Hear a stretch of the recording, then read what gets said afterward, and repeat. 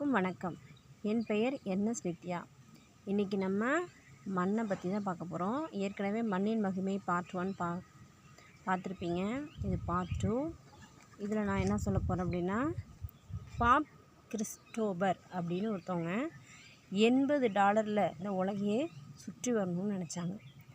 அதுக்கு அவங்க என்ன பண்ணாங்க அப்படின்னா, தான் போகிற இடத்துலலாம் எங்கெங்கே போகிறோமோ அங்கெல்லாம் அந்த மண்ணை சாம்பிள் எடுத்துகிட்டு வரேன் அப்படின்னு ஒரு கம்பெனியோட அவங்க ஒப்பந்தம் பண்ணிக்கிட்டாங்க. அதனால் அந்த கம்பெனி அவங்களுக்கு டிக்கெட் செலவை ஏற்றுக்கிட்டாங்க. அந்த மண் சாம்பிள் எடுத்துகிட்டு அந்த மாதிரி கொடுத்தாங்க. தான் போகிற எல்லா நாட்டிலேருந்து எடுத்துகிட்டு அந்த தயாரிப்பு நிறுவனத்தை கொடுத்தாங்க. அந்த என்ன தயாரிப்பு நிறுவனம் அப்படின்னா சார்லஸ் பிப்சேர் என்ற பிரபல மருந்து தயாரிப்பு நிறுவனம். அந்த மருந்து தயாரிப்பு கம்பெனிகிட்ட தான் அவங்க மண் சாம்பிள் எடுத்து கொடுத்தாங்க. அவங்க $80 உலகம் சுற்றி வர்றதுக்கு அவங்களுக்கு அந்த மண் எடுத்து கொடுத்தது ரொம்ப உதவியாக இருந்துச்சு. செலவு கம்மி பண்ணிட்டாங்க. டிக்கெட் செலவெலாம் அவங்க ஏற்றுக்கிட்டதுனால. இன்னொரு முக்கியமான விஷயம் என்னென்னா, நம்மலாம் திருஷ்டி கழிக்கிறதுக்கு மண்ணை தான் எடுத்து சுற்றி போடுவோம். வெள்ளி செவ்வாய் திருஷ்டி கழிக்கும்போது முச்சந்தியில் போய் 3 இடத்துல மண் எடுத்துகிட்டு திருஷ்டி கழிப்போம். அதுக்கப்புறம் நிலவில் போய் நீல் ஆம்ஸ்ட்ராங் என்ன எடுத்துருந்தாங்க, மண்ணை தான் எடுத்துருந்தாங்க. அதனால தான் அவங்க புகழடைஞ்சாங்க. இறைவன் வழிபாட்டில் கூட மண் சோறு சாப்பிட்றதுங்கிற ஒரு வழக்கம் இருக்குது. அதுக்கப்புறம் இன்னொரு முக்கியமான ஒரு செய்தி என்னென்னா, சிந்துபாத் கடற்பயணம் எல்லாருக்குமே பிடிச்ச கதை. சிந்துபாத்தோட கடற்பயணத்தில் அவங்க சுழல் காற்று அடித்து புயலால் கப்பல் சிதறிச்சு. அப்போ கடலில் மூழ்கி நிறைய பேர் உயிரிழந்தாங்க. விஷஜுரம் அவங்கள தாக்கி எல்லோரும் இறந்தாங்க.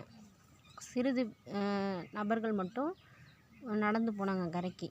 அவங்களுக்கும் ஜுரம் அடித்து ஒவ்வொருத்தவங்களாம் இறந்துட்டு இருந்தாங்க. கடைசியாக 3 பேர் போயிட்டுருந்தாங்க. அதில் ஒருத்தவங்களுக்கு விஷஜுரம் வந்தோடனே மற்ற 2 பேரும் சிந்து பார்த்து இன்னொரு நண்பரும் குழி நோண்டி அவங்களுக்கு இறந்தோடனே சமாதி வச்சாங்க. அதுக்கப்புறம் 2 பேர் தான் இருந்தாங்க. அதில் இன்னொருத்தவங்களுக்கும் சிந்துபாத்தோட நண்பருக்கும் விஷஜுரம் இறந்துட்டார். அப்போ சிந்துபாத் தான் குழி நோண்டி அவங்களுக்கு சமாதி வச்சாங்க. அதுக்கப்புறம் அவங்களுக்கு ஒரு யோசனை தோணுச்சு, நமக்கும் இந்த ஜுரம் வந்துட்டால் என்ன பண்ணுறது, நம்மளும் செத்துருவோமே, அப்போ நமக்கு சமாதி யார் வைப்பாங்க அப்படின்னு சொல்லிட்டு அவங்களே ஒரு பெரிய குழியை நோண்டி அதுக்குள்ளே உட்காந்துக்கிட்டாங்க. நம்ம எப்போ சாக போகிறோமோ என்னவோ ஏதோன்னு பயந்துக்கிட்டே இருந்தாங்க. பார்த்தா திடீர்னு அவங்க உடம்பு சரியாகி வெளில எஞ்சி வந்துட்டாங்க. அவங்களுக்கு ஜுரம் நல்லாயிடுச்சு.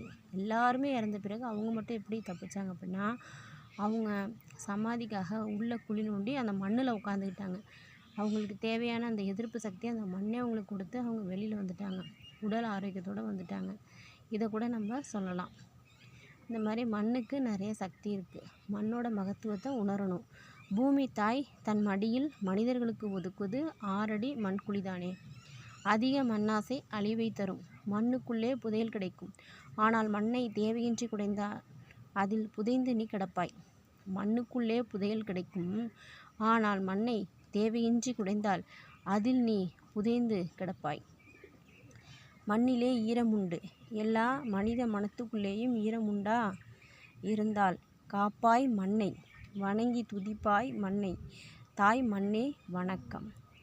நன்றி, வணக்கம். என்னோடய சேனல் உங்களுக்கு பிடிச்சா சப்ஸ்கிரைப் பண்ணுங்கள், லைக் பண்ணுங்கள், ஷேர் பண்ணுங்கள், கண்டிப்பாக கமெண்ட் பண்ணுங்கள். நன்றி.